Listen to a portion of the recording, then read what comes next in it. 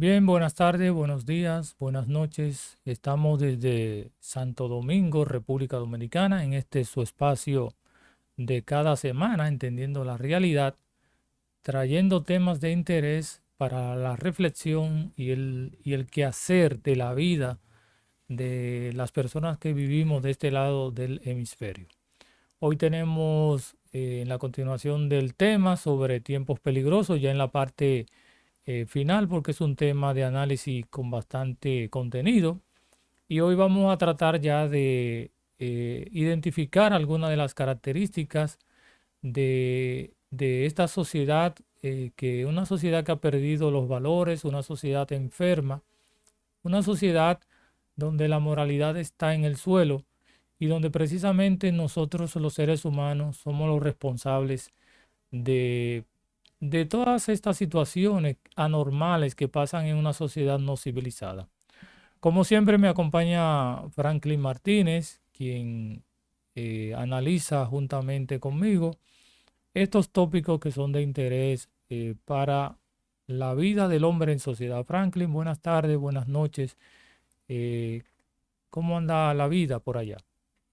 Bendiciones a todos. Siempre cuando la vida esté sustentada en las manos y en los principios de Dios, está súper bien. Fuera de ahí hay muchas dificultades.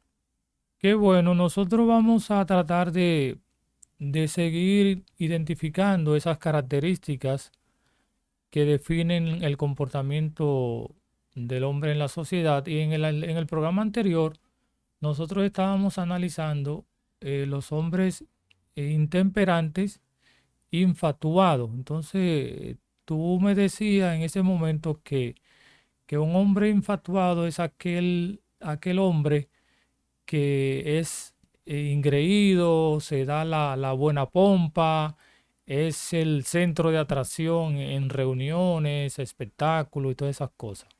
Entonces, realmente estamos frente a una característica de sociedad exhibicionista, ¿verdad? Sería la palabra. Claro, y ese es el tipo de persona que va a un sitio, entra a un sitio y pagaría por no saludar a nadie, porque se siente muy engreído, muy superior, muy hinchado. Sí, tiene un alto concepto, tiene un más alto concepto de sí que el que debe tener. Sí, en el campo de la psicología, ese señor tendría una autoestima bastante alta. Así que ahí no hay prudencia, ahí la humildad se va a un lado, ahí simplemente la personalidad le brota, ¿verdad? Le brota por encima de... Y mira, yo a veces pienso, Franklin, que hay personas que viven del ruido, hay gente que viven del escándalo. Y yo creo que vivimos una sociedad, mayormente aquí de este lado del Caribe, donde el sonar a través del ruido, de los conflictos personales, del comportamiento anormal, ¿verdad? Hay mucha gente que hasta cierto punto, entre comillas, le ha dado algo de resultado, pero encontramos muchos ejemplos, por ejemplo, en la farándula, encontramos en los medios de comunicación, ¿verdad? Las figuras de los medios de comunicación y por ahí conocemos un famoso caso de una persona ligada al deporte, ¿verdad? Que ha hecho un escándalo y tuvo un momento de escándalo y tensiones durante varios meses y que finalmente ha logrado aplacar un poco la situación, pero realmente hay gente que le gusta llamar la atención, ¿verdad?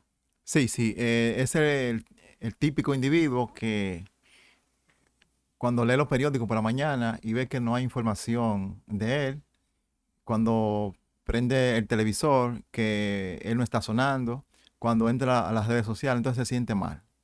Entonces lo que hace es que verifica con qué figura del medio, qué tema sería bastante morboso, que llame a la atención para entonces así él volver otra vez a sonar y sentirse satisfecho. Sin embargo, en la lista que el apóstol Pablo hace referencia, que es el texto que hemos tomado como base, ¿verdad? Primera de Timoteo capítulo 3, hablando sobre el carácter de los últimos tiempos, ya nosotros en el diálogo anterior explicamos en detalle qué significa los tiempos peligrosos y el concepto que tenían los judíos acerca de los tiempos finales. y de por qué ellos decían que estábamos en los tiempos peligrosos. Pero hay un aspecto muy interesante, Franklin, que el apóstol hace referencia y es en el concepto de que en los postreros días habrá gente amadores de los deleites más que de Dios.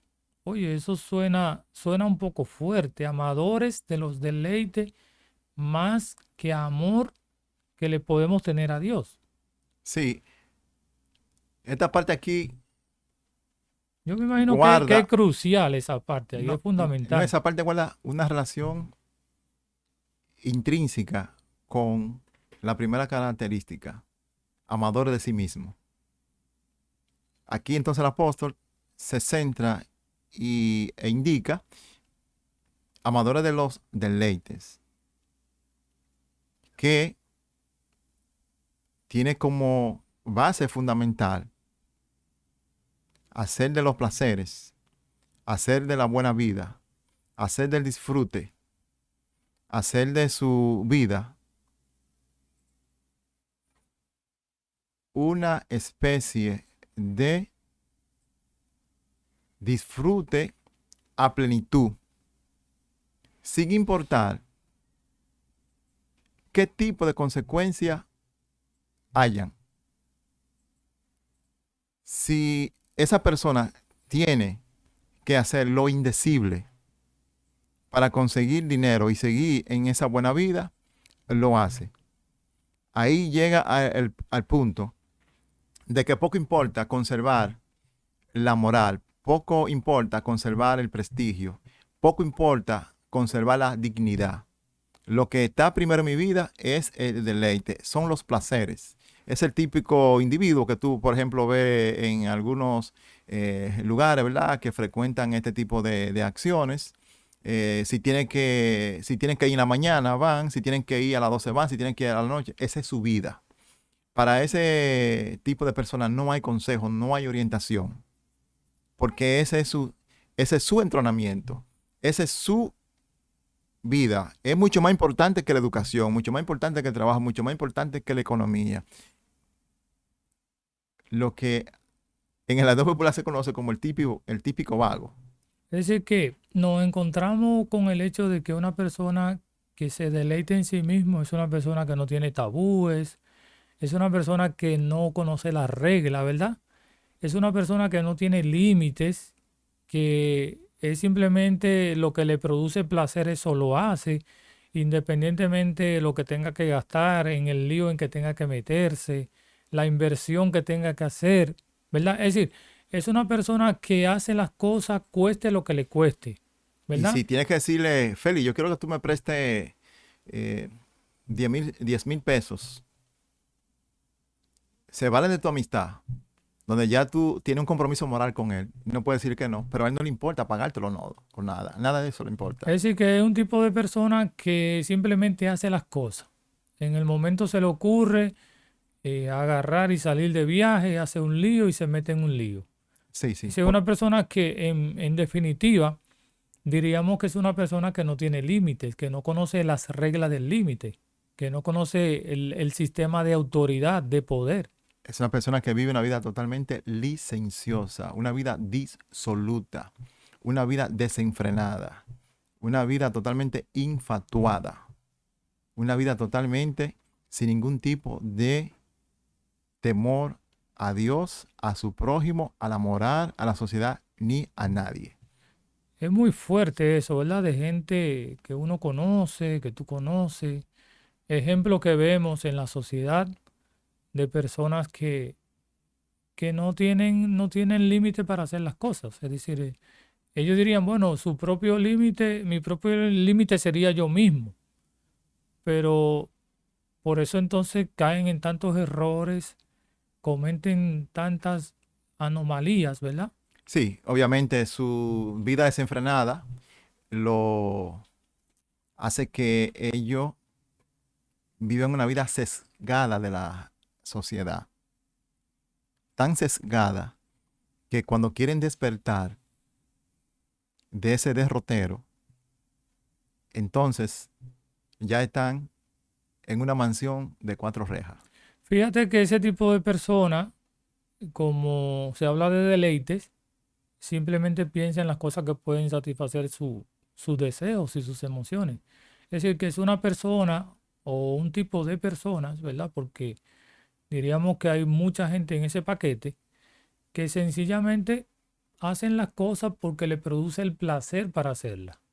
Y realmente hoy vivimos una sociedad caracterizada por los deleites, es decir, por lo que me satisface como persona, independientemente de el que pueda decir la otra, qué diría la otra persona, el que pueda pensar, es decir, ya hemos perdido la cordura, la capacidad de asombro, bla, porque mira, fíjate ahora, recientemente leí una información donde dice que hay un primer hombre que, que dio a luz un niño.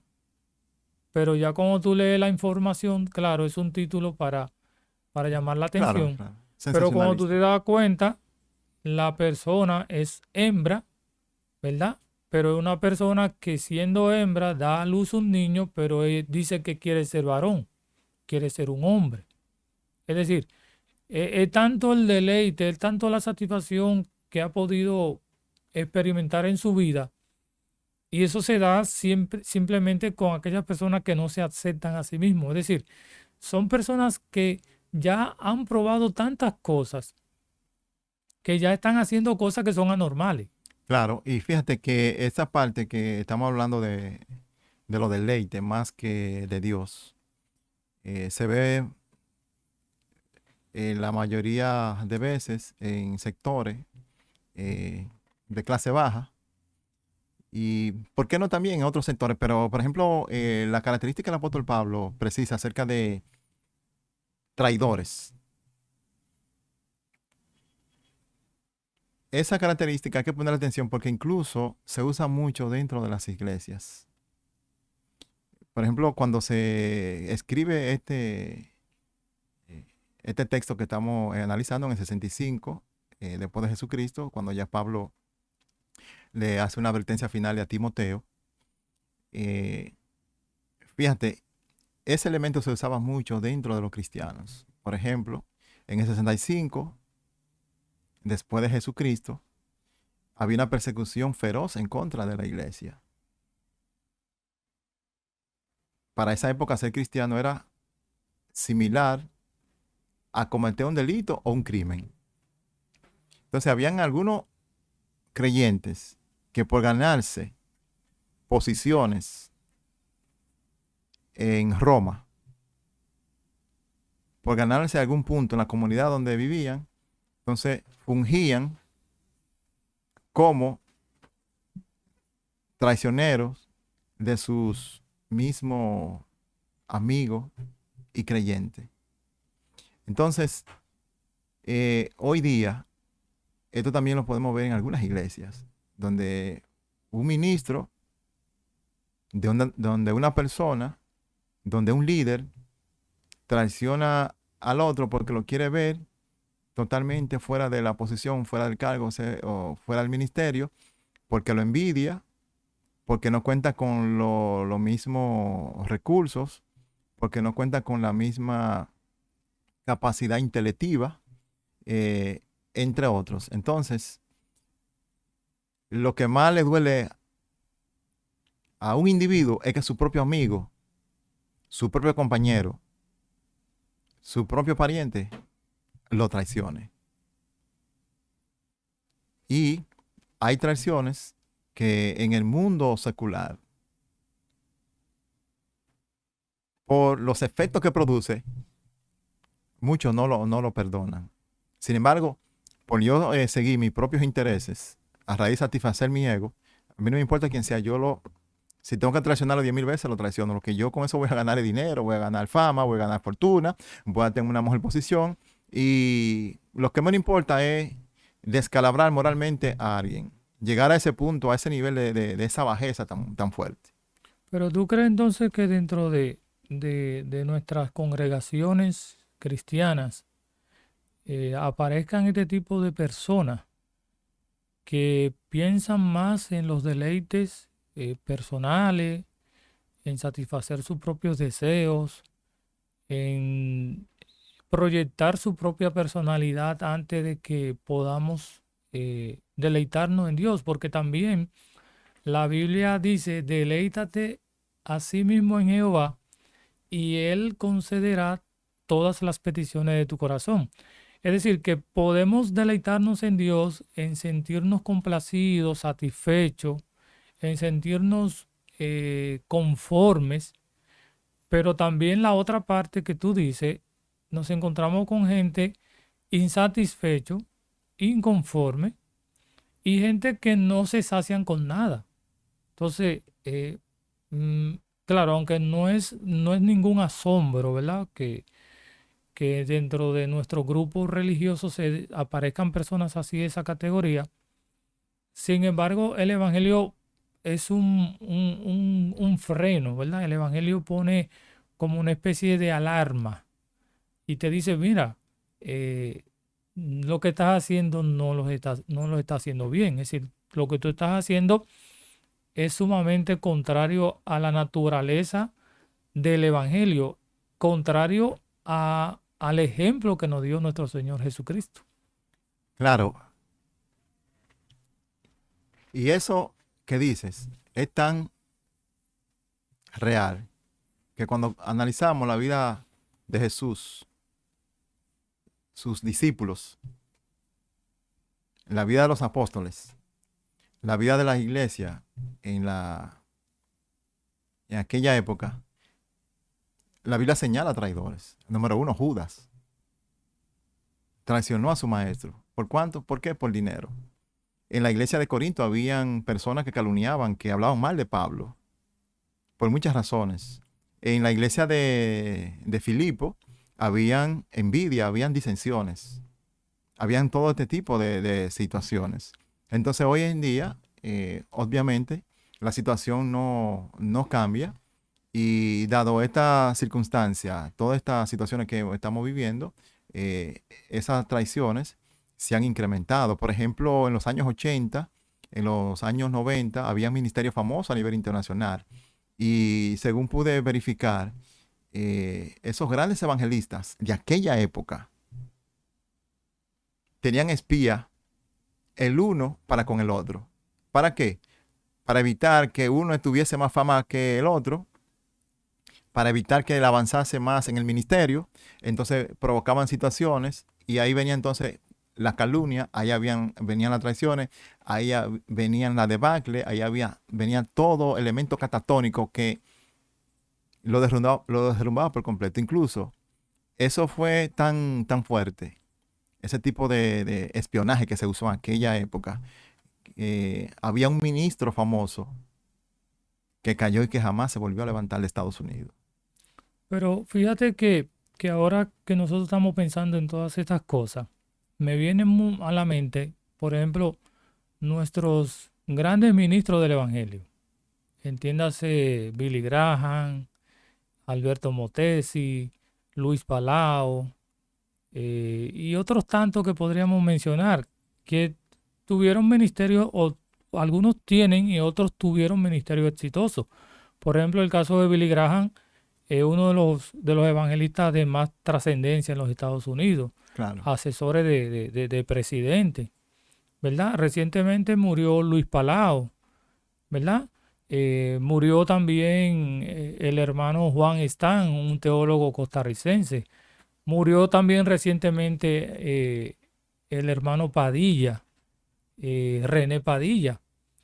El punto donde quiero llevarte es el hecho de que esa gente nos dieron un ejemplo, nos enseñaron una senda caracterizada por la dependencia de Dios, por la humildad, por el servicio. Es decir, fueron personas que se deleitaron en Dios. Y su fin no era simplemente exhibir poder, exhibir riqueza, manifestar un materialismo rampante como estamos mirando hoy en nuestro evangelio contemporáneo. Es decir, esa gente como que tenían otra perspectiva, perdón, y otro enfoque de poner las cosas en el hecho de predicar el evangelio, de la conversión de los no conversos, pero no tenían tanto apego. Por ejemplo, en el caso de Gigi Ávila, que fue uno de los casos más influyentes en la República Dominicana. Fueron gente que hicieron grandes obras, tuvieron ministerio sumamente fuera de serie, y sin embargo no se veía esa ambición, no se veía ese exhibicionismo y ese deseo de exhibir cosas materiales. Claro, hay un factor importante. Pero en esa lista yo incluyo a Jonathan Edwards, Jonathan Edwards. excelente misionero estadounidense de Connecticut, famoso por el sermón Una generación pecadora en manos de un Dios airado. También está L. Moody de Estados Unidos, que Charles Spurgeon, Spurgeon en Inglaterra. Todo. Moody, Cada uno L. de Moody. estos misioneros recibían traición y calumnia. ¿Sabes qué hacían ellos? Cortejados por la prudencia, se iban entonces a otros lugares. Y allá lo aprovechaban, entonces levantaban orfanatos, escuelas y obras sociales. Pero el evangelio no se detenía. ¿Cuál era la clave? Eran personas que tenían una vida totalmente sumergida en Dios. 8 horas de oración, una agenda espiritual muy fuerte de cumplir. En vez de tratar de conseguir dinero, ellos totalmente lo contrario. Lo que tenían, Lo invirtieron. lo distribuían en los pobres y en obras sociales. Incluso muchos de ellos murieron en la pobreza y los bienes que tenían, llegando al finiquito de su vida, también lo distribuían en bienes y en obras sociales. Y hoy, por ejemplo, las mejores universidades de Inglaterra, de Estados Unidos, de Países Bajos, fueron fundadas por misioneros de esa índole. Harvard la fundaron los puritanos, al igual que otras universidades de Europa. Pero lo que yo te digo es el hecho de que, claro, uno no puede controlar que la gente pueda tener más deleite de sí mismo que el deleite que Dios puede producirle. Eso es incontrolable. Y tampoco estamos haciendo la crítica por el hecho de que hoy nos encontramos ministerios que a veces hacen todo lo contrario a los ejemplos de los ministerios que nosotros hicimos referencia ahora. Tampoco es el punto de crítica, porque al fin y al cabo tú eres dueño de lo que tú haces, de tus propias acciones, tu propio comportamiento. Pero el punto que queremos enfocar cuando Pablo dice que habrá hombres que le va a producir más deleite ellos mismos que el deleite que Dios puede producirle. Y ese es el punto. Entonces, quizá la conclusión en esta parte sería, ¿qué es lo que más te produce deleite? Porque ese término, Pablo se lo señaló a la iglesia de Corinto. Vosotros sois carnales. Pedro también lo enfatizó. No se dejen llevar por las pasiones pecaminosas. ¿Qué indica esto? Cuando tú pones en primer lugar tus deseos naturales antes que la búsqueda de Dios, entra en cualquier negocio. Claro, eso uno no puede decirle a una persona que no sea creyente, a una persona que no haya experimentado las bondades y las virtudes del cristianismo. Pero sí, como Pablo está hablando con creyentes, con gente que ya conocen el evangelio, conocen el cristianismo, entonces se le está llamando la atención a que puedan tener y asumir un comportamiento diferente al comportamiento de la mayoría. Claro. ¿Tú entiendes? Porque por ejemplo, tú conoces, yo conozco personas que son muy prósperas, ¿verdad? Y que trabajan para eso y que hacen esfuerzo. Sin embargo, conocemos otros que han acumulado riqueza a través de cosas que no son lícitas. ¿verdad? Y amén. Si Dios te lo dio, como dice el refrán, pues San Pedro te lo bendiga. Sí, Pero el punto es que dentro del cristianismo, dentro del evangelio, ese deseo desenfrenado por tener cosas, cuando tú tienes un deseo desenfrenado de tener cosas, automáticamente tú pierdes la perspectiva. Es decir, tú dejas de hacer una cosa para entonces concentrarte a hacer otra cosa. Es el punto no es que tú tengas mucha riqueza, porque eso hasta cierto punto ni a ti ni a mí nos importa mucho. Pero sí nos importa que mucha gente dentro de nuestro cristianismo, hay muchas cosas que le están produciendo más deleite. claro, Y es claro. como si tú sabes que alguien una vez hablaba de lo que era, perdón, el ateísmo moderno. Porque antes los ateos, a través de sus ideas, trataban de negar la existencia de Dios. Pero hoy en día nosotros tenemos un ateísmo moderno y es que con nuestras acciones estamos diciéndole a Dios que Él no existe. Entonces, con nuestras acciones materialistas, ¿verdad? Le estamos diciendo, bueno, ya el carro, la casa, la piscina, la familia, el trabajo, los amigos, ya eso me está produciendo mayor satisfacción. Y estamos hablando con creyentes, no estamos hablando con gente que no conoce del Señor. Gente que conoce y la ha leído la Biblia y que está en una iglesia y todo eso. Sí, hay cosas que te están produciendo mayor atención y que están quitando tu enfoque de lo que realmente debes tenerlo. Ese es el punto donde quisiéramos llegar. Claro que sí. Cuando alguien se le va la visión acerca de su función como cristiano y como iglesia, entonces incurre en todas esas fallas. Eh, un elemento vital previo a Jesús ser crucificado, oró de la siguiente manera: que ellos sean uno, así como tú y yo somos uno. No te pido que lo quite del mundo, sino que lo guarde del mundo Que lo guarde del mal. y del mundo también. Ok. Y en una parte que dice, el mundo a ustedes lo va a aborrecer. ¿Sabe por qué? Porque a mí me aborreció primero. Lo que indica que Jesús hace una diferencia bien clara de la iglesia y el mundo. Entonces, como creyente que yo soy, yo debo de indicar que yo tengo una función principal aquí en la tierra. Yo soy un extranjero, soy un peregrino, soy un forastero. Y la misión que yo tengo es simple y llanamente cumplir con la función que Dios me ha designado como creyente que soy.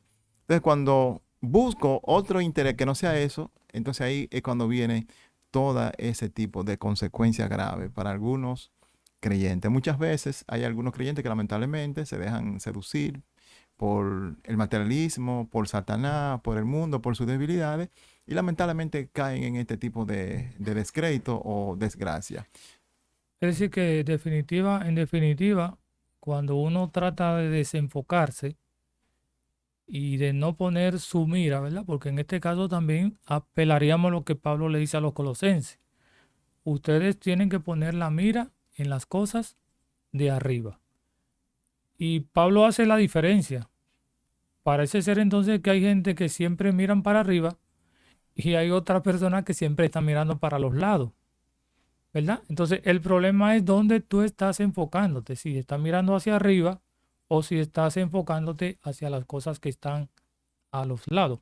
Pero como hemos estado avanzando en el programa, hicimos ese largo paréntesis, Franklin, precisamente porque es un tema interesante, ¿verdad? ¿Qué es lo que te produce placer? ¿Qué es lo que te produce No es que deleite? ¿Qué es lo que te satisface? Pablo se lo señala a Timoteo, le dice, cuídate de esta persona porque cuando leemos el contexto de este pasaje bíblico,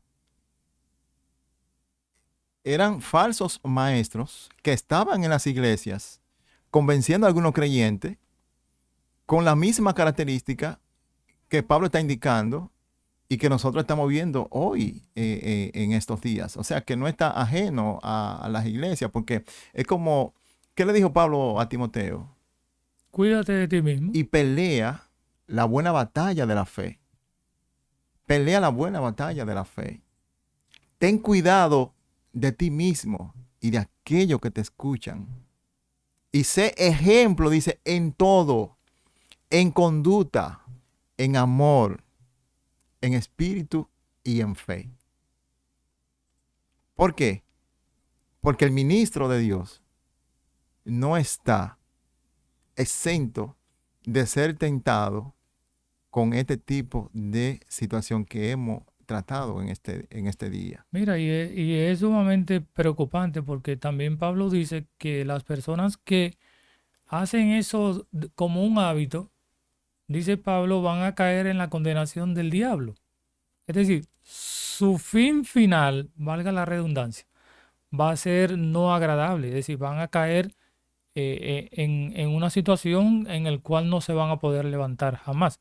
Pero ya ahí yendo aterrizando en nuestro tema, Franklin, ya no hace falta la última característica que Pablo habla en 1 Timoteo capítulo 3 y es sumamente importante. Pablo dice que tendrán apariencia de piedad, pero negarán la eficacia de ella. Claro que sí, porque es el típico ejemplo del individuo que se viste de oveja con la finalidad de lograr algún objetivo. Tienen la mil y una forma, la mil y una estrategia para llegar a una iglesia, llegar a un lugar y convencer. Luego que hacen su desacato, que cometen sus avideces, entonces solamente dejan las huellas. Es decir, son los típicos gente que son lobos y se visten de oveja. Sí, claro que sí, obviamente, porque si llega a un sitio y dice aquí llega un lobo, todo el mundo le va a salir corriendo. Pero fíjate que él llega como si fuera la oveja más tierna que tiene el rebaño. Pero obviamente, como decía un anuncio, con su música por dentro.